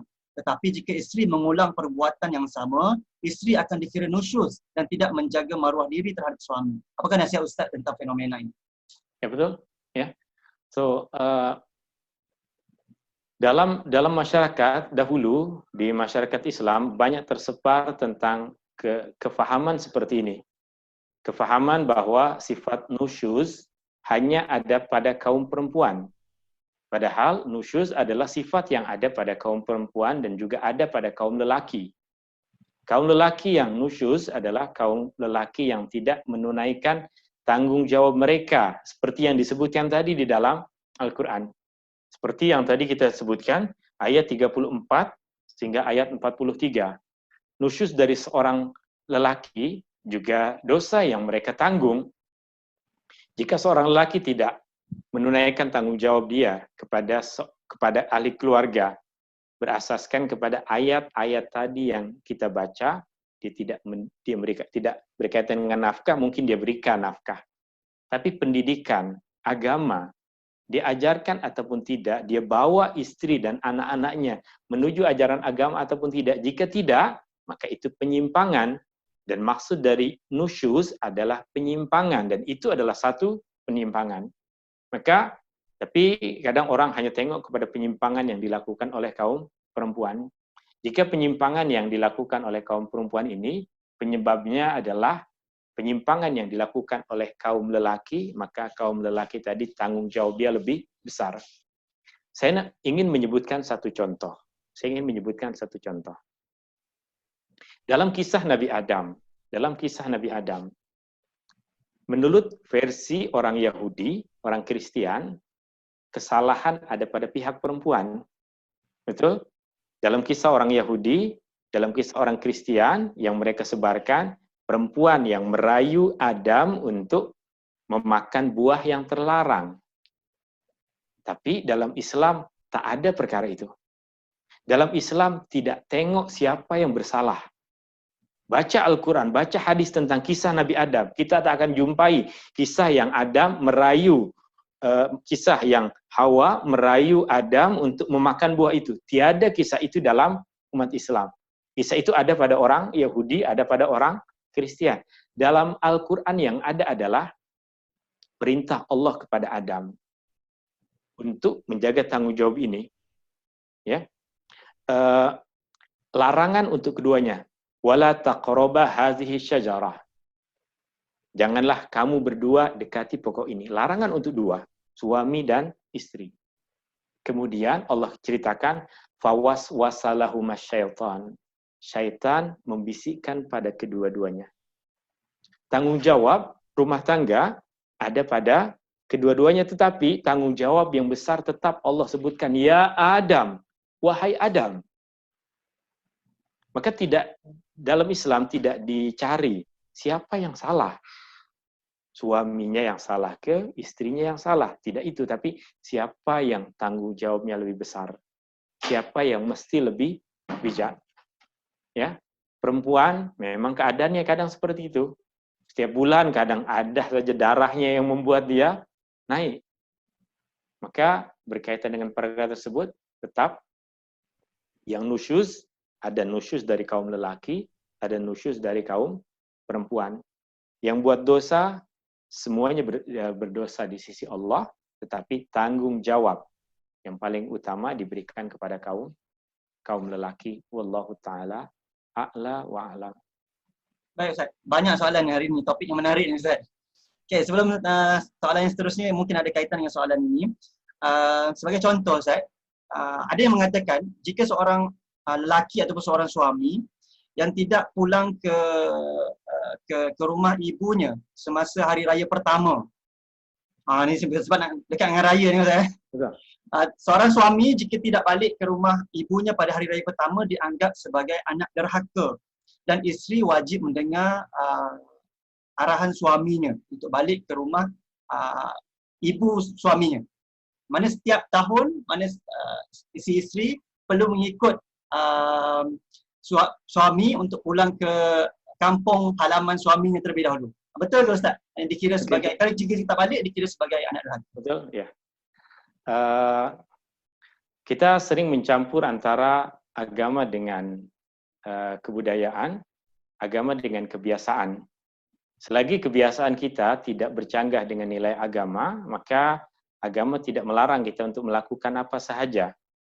Tapi ketika di dalam kebudayaan tersebut, di dalam kebiasaan yang kita buat, ada pelanggaran terhadap nilai agama, maka itu yang jadi masalah.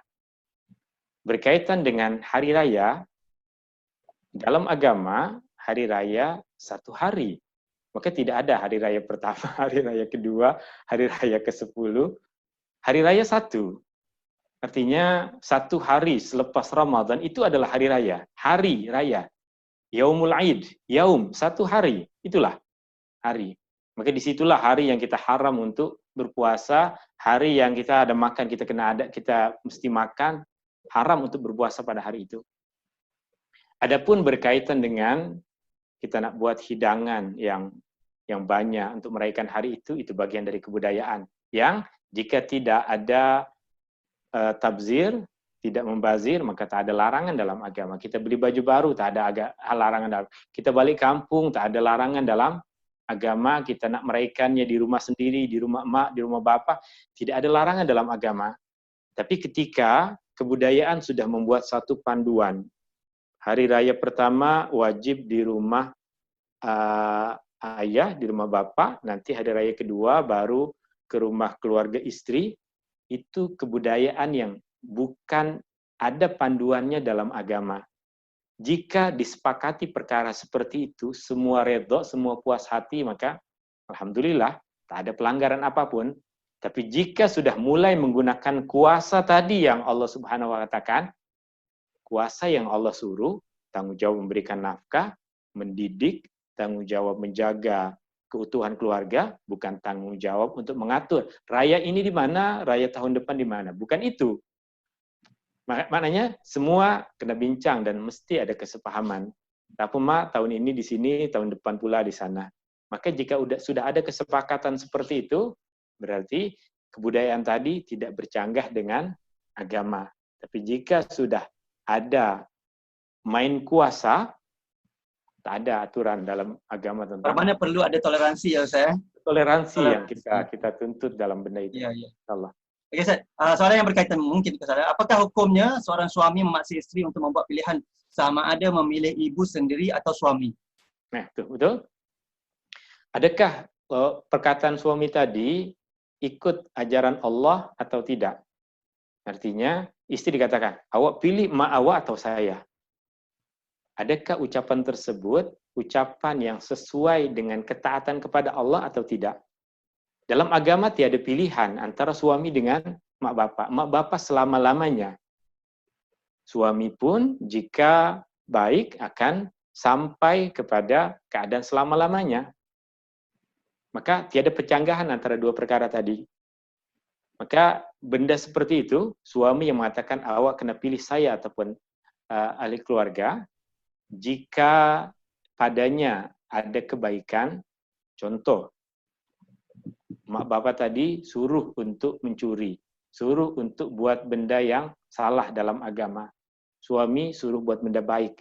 Maka suami tadi boleh memberikan pilihan seperti itu. Seperti dulu Rasulullah SAW buat pilihan itu kepada para istri dia. Bukan berkaitan dengan mak bapak, tapi Rasulullah diperintahkan dalam Al-Quran, wahai Nabi, katakanlah kepada istri-istri kamu, jika kamu menginginkan dunia, maka biar aku ceraikan dan aku akan berikan harta dunia. Tapi jika engkau bersedia untuk menjadi pendamping Rasulullah, maka bersedia pada semua keadaan. Maka mereka bersedia. Itu pilihannya antara benda baik dengan benda buruk. Tapi kalau berkaitannya hanya dengan warna baju raya, dengan raya tahun ini di mana, itu bukan perkara yang sangat penting di dalam nilai-nilai agama Islam. Wallahu taala a'la wa a'lam. Ya, Ustaz. Seterusnya, adakah betul perumpamaan cakap saya memang cakap lepas tapi tak sampai ke hati saya baik? Ya. Perkataan itu mungkin betul, mungkin juga salah. Tapi Mu'adz bin Jabal radhiyallahu an dalam satu hadis yang sahih, Rasulullah SAW pernah nasihatkan, ya Mu'adz, kuffa alaika hadza, wahai Mu'adz, jaga mulut kamu. Maka Mu'adz bertanya, ya Rasulullah, adakah kita di akhirat nanti akan dihisab atas apa yang kita ucapkan? Kata Rasulullah SAW, di akhirat nanti akan ramai orang yang dicampakkan oleh Allah. Kepala mereka dicampakkan ke dalam neraka karena hasil apa yang mereka ucapkan. Berarti ucapan yang buruk akan tetap ditulis sebagai keburukan oleh para malaikat meskipun hatinya baik. Ya, perkataan tadi salah maksudnya jika kita memahami hadis Mu'adz yang Rasulullah SAW nasihatkan itu. Wallahu taala a'la wa a'lam. Baik Ustaz, mungkin Kak Syu ada soalan? Kak Syu. Ya, Assalamualaikum Ustaz. Assalamualaikum. Saya nak tanya, okay, based on yang Ustaz cakap pasal munafik tadi, mungkin saya ada pengalaman yang orang kata saya munafik, terus macam Ustaz cakap tadi lah, kita terus kata orang tu munafik, tapi sepatutnya kita kena cakap pada diri you ada satu sifat munafik, betul Ustaz? Betul, ya. And, cuma ni macam, tapi tadilah ada persoalan yang orang kata mulut jahat tapi hati dia baik. Saya mungkin faham, mungkin niat dia baik dan mungkin tak tahu apa yang bila saya dengar Ustaz ajar hari ni baru saya tahu, oh munafik, jangan kita terus cakap orang tu munafik, sifatnya totally berbeza. Ya, betul. So kalau kata in future kalau orang tu mungkin dia tak belajar ataupun tak tahu, kalau orang kata terus cakap kau ni munafik lah, so apa respon kita kepada orang tu? Atau adakah kita diam ataupun macam kita kena bagi tahu sesuatu kat dia? Ya. So, berarti soalannya bagaimana sikap kita jika ada orang yang menuduh kita munafik? Kita tengok pada keadaannya, siapa yang mengucapkan perkataan itu kepada kita. Jika kita ada kuasa, ada tanggung jawab ke atas orang itu, maka kita berkewajiban untuk menegur dan memperbaiki dia. Jika dia adalah adik kita, dia kawan baik kita, dia adalah saudara kita, kaum kerabat kita ada kewajiban untuk menegurnya. Tapi jika dia adalah orang nobody, orang kita tak kenal, orang yang kita tak tahu, orang yang kita mungkin jika berikan nasihat kepada dia, justru dia akan maki kita, maka diam sudah cukup. Diam sahaja, tak perlu berikan jawaban apapun. Sebab perkataan itu tak ada jawabannya. Ya, sebab menuduh seseorang sebagai munafik sama dengan menuduh seseorang kafir. Ini dua perkara yang sama. Munafik dengan kafir sama. Munafik dengan kafir adalah sama. Dua-dua tidak beriman kepada Allah. Dalam hatinya tiada keimanan. Tapi yang kafir zahir, yang munafik berpura-pura. Dan kita bukan dari golongan ini. Kita bukan dari golongan yang zahir kafir, dan kita juga bukan dari golongan orang-orang yang berpura-pura. Maka jika ada orang yang menuduh kita sebagai kafir, maka tuduhan itu Allah akan balikkan kepada orang yang menuduh tadi. Kita diam saja. Tak perlu ada sikap apapun yang kita jawab. Kita tak perlu mengatakan, saya beriman, saya bukan munafik, jadi begaduh dan tak ada guna menjawab tuduhan yang disampaikan kepada kita itu. Wallahu ta'ala a'la wa a'lam. Itu Kak. Okay. Ada beberapa lagi soalan Ustaz. Boleh saya? Okey. Boleh, insyaAllah. Ustaz, berkenaan zakat fitrah, bolehkah jika anak membayarkan bagi pihak ibu bapa walaupun ibu bapa itu berkemampuan? Dan jika boleh, adakah perlu dibayar di kawasan tempat tinggal masing-masing? Sebagai contoh, anak di KL, ibu bapa di Ipoh. Boleh dibayar sekaligus di KL atau perlu asing-asing di KL dan Ipoh? Okey. So, anak jika membayarkan zakat fitrah untuk mak bapanya, maka dia kena cakap dengan mak bapanya, mak, tahun ini zakat fitrah saya yang bayarkan. Okey, kata maknya, tak apalah nanti mak bayar sendiri. So dia bayar sendiri. Tapi jika kata mak, okey boleh, maka anak tadi boleh membayarkan. Dan ketika anak membayarkan zakat fitrah, maka ikut kepada di mana anak itu berada. Siapa yang membayarkan, maka ikut kepada di mana dia berada. So tak perlu dia transfer ke Zimbabwe ke Ethiopia ke mana untuk bayar zakat fitrah. Kau ke majlis agama yang dia tempat berada. Tapi syaratnya tadi, dia kena cakap. Sebab jika dia tak cakap, tanggungan mak bapa tadi untuk bayar zakat fitrah tak lagi gugur, mereka tetap akan bayar juga. Ya. Okey, Ustaz. Seterusnya, berkenaan suami tidak izinkan ziarah ibu bapa sakit, bagaimana yang dikatakan arahan tidak izin yang tidak mengikut syariat dan arahan tidak izin yang ikut syariat? Okey. Izin ataupun tidak tadi berkaitan dengan perkara yang baik atau buruk. Seorang istri, dia tak pandai solat. Dia minta izin kepada suaminya untuk pergi ke masjid belajar solat sebab abang di rumah tak ajar solat. Maka suami tak izin, tak sesuai dengan syariat perkataan suami, maka dia boleh keluar ke masjid untuk belajar agama. Mak sakit, perlu bantuan, wajib untuk dia bantu sebagai seorang anak. Suami tak izinkan. Jika tidak izinkan, ada sebab musababnya. Contoh, anak di rumah sudah tengah sakit juga.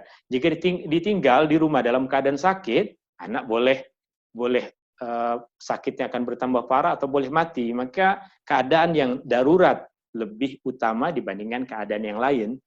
Sejatinya, larangan atau tidak larangan, izin atau tidak izin, ini bergantung kepada keadaan. Ia menjadi baik jika larangan tersebut ada sebab musabab yang betul. Jika setakat antara suami dengan ibu istri tadi ada kesilapan paham, ada permusuhan, maka biar dia sakit, jangan datang. Suami merasa Allah berikan hak dia, padahal tak tahu apa haknya tadi. Pelajari dulu hak dia, baru dia boleh buat izin ataupun tidak. Salah jika dia tidak memberikan izin dalam keadaan seperti itu. Dan jika dia tidak memberikan izin, suami keluar, istri tadi keluar tanpa izin, istri tadi tidak dikira melanggar agama. Sebab dia melakukan benda yang wajib, dia tinggalkan perintah dari suami yang tidak sesuai dengan perintah agama itu. Wallahu ta'ala a'la wa a'lam. Soalan seterusnya. Kerja kami sebagai perunding takaful memerlukan berjumpa orang lelaki atau perempuan yang bukan mahram. Apa nasihat Ustaz supaya kita boleh mengelakkan fitnah bekerja dan godaan syaitan, contoh macam pakaian, suara pertuturan terutamanya perempuan dan juga tempat pertemuan dan lain-lain. Nah, itu sudah soalan yang di dalamnya terdapat jawaban. Dari soalan itu kita sudah mendapatkan jawabannya. Kita lelaki ataupun perempuan, adab dan akhlak kita sebagai muslim ini nomor 1. Artinya pakaian kita sebagai seorang muslim, sebagai muslimah. Itu yang pertama. Kemudian yang kedua, sikap kita dan perangai kita. Gaya kita berbicara. So, artinya, jika kita sebagai seorang lelaki berbicara kepada klien perempuan dengan gaya yang menggoda, itu pun dikira sebagai salah. Terlebih lagi jika kita perempuan melakukan perkara yang demikian juga salah. Dan kita utamakan pertemuan ini dilakukan di tempat-tempat yang terbuka, bukan kita masuk ke dalam rumah berduaan saja dengan lelaki dan perempuan itu. Maka itu semua tidak saja berkaitan dengan perunding takaful, semua pun akan sama. Jikapun saya seorang ustadz mengajar ke dalam ke rumah seseorang, berada dalam bilik dengan seorang perempuan, maka tetap meskipun saya ajar Al-Quran, benda itulah benda yang dilarang. Lain halnya jika di rumah itu ada anak-anak dia, ada suami dia, ada ramai orang yang boleh keluar, boleh masuk di situ, tak ada halangan. Wallahu ta'ala. Soalan terakhir ni Ustaz, kita dah pukul 12.50 dah ni. Kita terakhir, tanggungjawab lelaki besar. Akan ada 4 wanita yang boleh menarik diri masuk syurga atau neraka. Isteri, kakak dan adik atau ibu dan anak perempuan. Setakat mana nasihat ataupun tanggungjawab kita untuk menasihati mereka? Okey. Tanggungjawab untuk menasihati. Rasulullah sallallahu alaihi wasallam mengatakan ad-dinun nasihah, agama adalah nasihat. Maka jika dalam diri kita masih ada keinginan untuk memberikan nasihat, agama dalam diri kita masih cantik. So, nasihat ini kita mulakan dengan diri kita. Jika kita lalai, kita nasihati diri kita untuk menjadi lebih baik. Jika kita sudah ada tanggung jawab sebagai seorang suami, maka tanggung jawab kita besar untuk memberikan nasihat kepada istri dan anak-anak kita. Nasihat kepada mak bapa ini jika zahir dari mereka perbuatan yang bercanggah dengan agama. Tapi jika tidak, maka cara kita memberikan nasihat kepada mereka adalah dengan kita meminta nasihat dari mereka. Mereka lebih utama untuk memberikan nasihat kepada kita dibandingkan kita yang memberikan nasihat kepada mereka. Mereka jika juga sudah zahir buat kesalahan dalam agama. Tapi jika tidak, kita beri nasihat kepada mereka dengan cara yang paling halus. Faqula lahu qawlan layyinan, ucapkan ucapan yang lemah lembut. Kepada kakak, bagaimana kepada adik perempuan kita, pada pakcik, makcik kita, ibu saudara kita, juga sama nasihatnya. Tapi yang pertama, tanggung jawab kita kepada mereka kurang jika dibandingkan dengan tanggung jawab kita kepada istri dan anak perempuan. Khususnya ketika mereka sudah dewasa, mereka sudah memiliki tanggung jawab ke atas diri mereka sendiri. Maka cara untuk memberikan nasihat adalah berbeza. Sebab kita tak ada kuasa langsung kepada adik perempuan kita ataupun kakak kita. Tidak ada kuasa dalam arti nafkah bukan di bawah kita, cara asalnya. Kemudian rumah tangga tersebut pun bukan tanggung jawab kita, tetapi tanggung jawab sebagai seorang abang, tanggung jawab sebagai seorang adik lelaki untuk memberikan nasihat kepada mereka tetap saja ada, tapi ianya mesti dilakukan dengan cara yang baik, melihat kepada keadaannya masing-masing. Wallahu ta'ala a'la wa alam. Baik, Alhamdulillah Ustaz. Sebagai pengakhiran yang boleh Ustaz berikan kesimpulan untuk kelas hari ini insyaAllah dan diakhiri dengan doa penutup insyaAllah. Silakan Ustaz. Dalam juzuk yang kelima ini kita mempelajari bahagian pertengahan dari surah An-Nisa yang di dalamnya surah An-Nisa ini tengah berbicara tentang bagaimana membina keluarga muslim yang baik dan membina masyarakat Islam yang baik. Nasihat-nasihat di dalam ayat yang juzuk yang kelima ini berkaitan dengan hak kaum perempuan, kemudian menghormati hak setiap orang dalam memiliki harta benda, tanggung jawab seorang lelaki di dalam keluarga, jauhi sifat-sifat Yahudi dan jauhi sifat-sifat orang-orang munafik yang banyak disebutkan oleh Allah Subhanahu wa taala di dalam ayat-ayat yang kita tengah baca ini. Wallahu taala a'la wa alam. Kita akan tutup dengan membaca doa. Bismillahirrahmanirrahim. Alhamdulillahirabbil alamin hamdan yuwafi ni'amahu wa yukafi'u mazidah. Ya Rabbana lakal hamdu kama yanbaghi li jalali wajhikal karimi wa li'azimi sultanik. Allahumma salli ala habibika sayyidina Muhammadin wa ala alihi wa sahbihi wa barik wa sallim. Ya Allah, jadikanlah kami hamba-hambamu yang bersyukur. Ya Allah, berikanlah kepada kami ilmu yang bermanfaat. Ya Allah, berikanlah kepada kami rizki yang halal dan baik. Ya Allah, kurniakanlah kepada kami amal ibadah yang Kau terima. Rabbana atina fid dunya hasanah wa fil akhirati hasanah wa qina azaban nar. Wa sallallahu ala nabiyyi Muhammadin walhamdulillahi rabbil alamin.